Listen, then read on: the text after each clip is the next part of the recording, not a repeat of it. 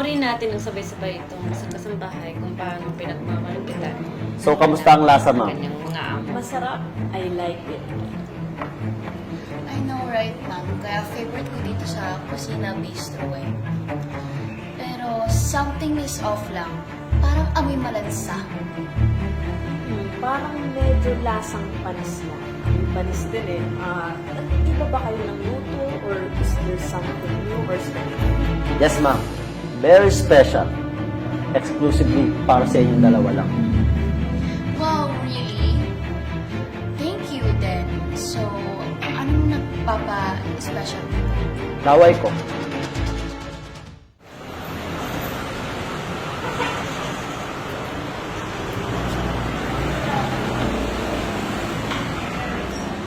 Yes. Yes.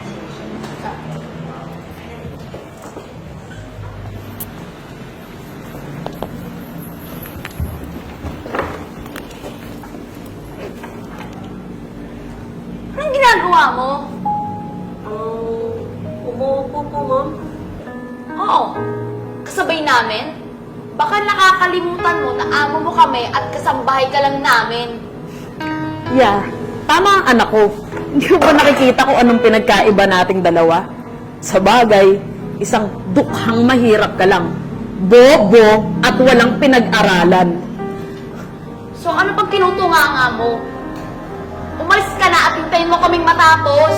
Hindi, anak, kayaan mo siya, anak. Paupuin muna natin siya dito para naman once in her life, maka-experience siyang makaupo sa isang mamahaling restaurant. Waiter!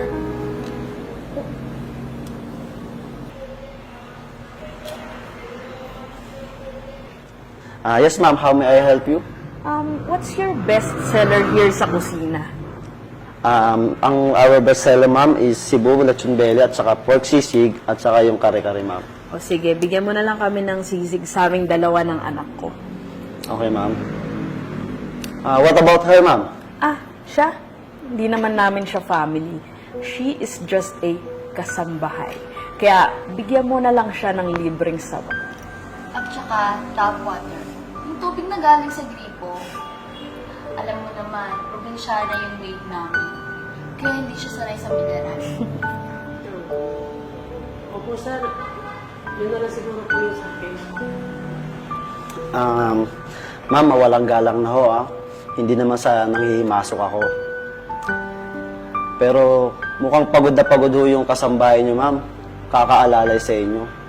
Hindi naman siguro sapat na sabaw at tap water lang order niya. Ano bang pakailan mo? At ang tanong, may pakailan ba kami sa kanya? Kasambahay, alalay, helper, katulong lang naman namin siya. Muchacha. Iho, mabuti pa. Kunin mo na yung orders namin. Bago pa ipatawag ko yung owner ng resto na to at ipatanggal kita. Palibasa lahat kayo mga alalay, kaya kayo lang nagkakampihan. Ano Di ba? pang tinitingin-tingin mo dyan? Malis ka na!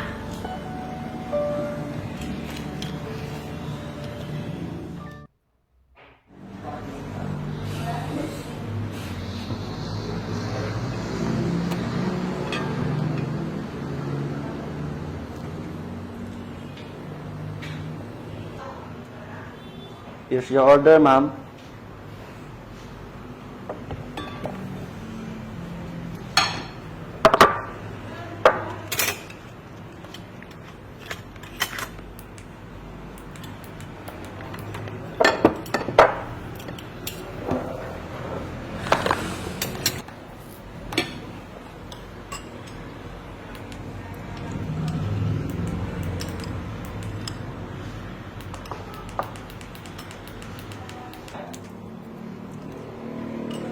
So, kamusta ang lasa, ma'am? Masarap. I like it. I know, right, ma'am? Kaya favorite ko dito sa Kusina Bistro eh. Pero something is off lang. Parang amoy malansa. Parang medyo lasang panis na. May panis din eh. Iba ba kayo ng luto or is there something new or special? Yes, ma'am. Very special.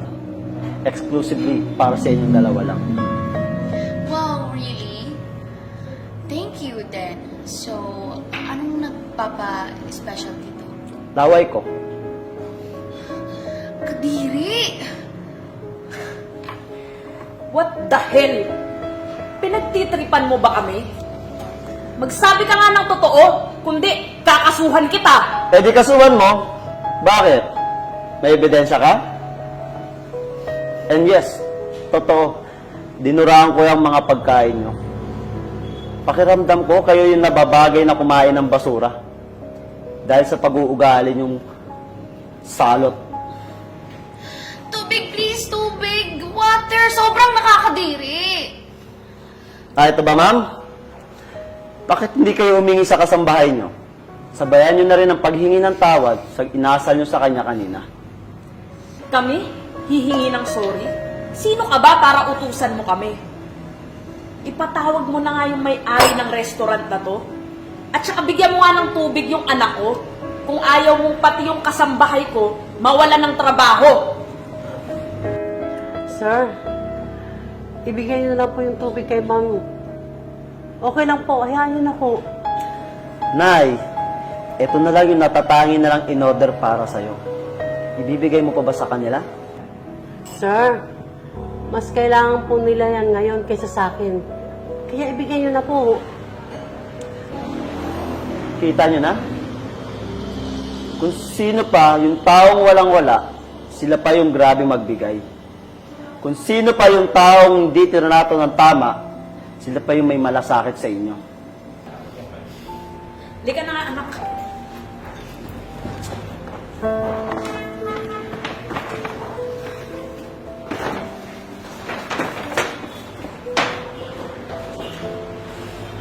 Sir, hindi ko maintindihan. Bakit niyo ginawa yun? Paano yung trabaho ko, sir? May pamilya pa akong binubuhay. Pero Nay, sabihin na natin kasambahay dati ang nanay ko bago ako naging successful ngayon. Malaki ang respeto ko sa mga taong kagaya nyo na nagtatrabaho para sa isang tao. Kaya hindi mo deserve na tratuhin ng ganun. Maraming salamat sa malasakit mo, sir. Pero Pero yung trabaho, huwag ka mag-alala, Nay. Ako bahala sa'yo. Dito sa restaurant ko, mas mananaig ang respeto sa kapwa. Walang mataas, walang mababa. Lahat pantay-pantay. maraming salamat, sir. Pero, sir, totoo bang may nilagay kayo dun sa or magic sugar to sa pagkain ng mga amo ko para magkukulap sila? Hindi yung totoo, Nay. Sinabi ko lang yon para matakot sila. Salamat, sir. Sige po.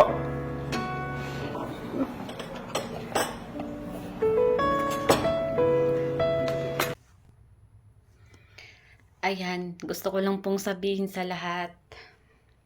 Grabe, ang sakit. Sobrang sakit. Kasi nga, lagi po natin tandaan, mayaman man o mahirap, dapat pantay-pantay yung pagtrato natin sa isa't isa. Katulad po dito, ano nangyari dito sa ano ko?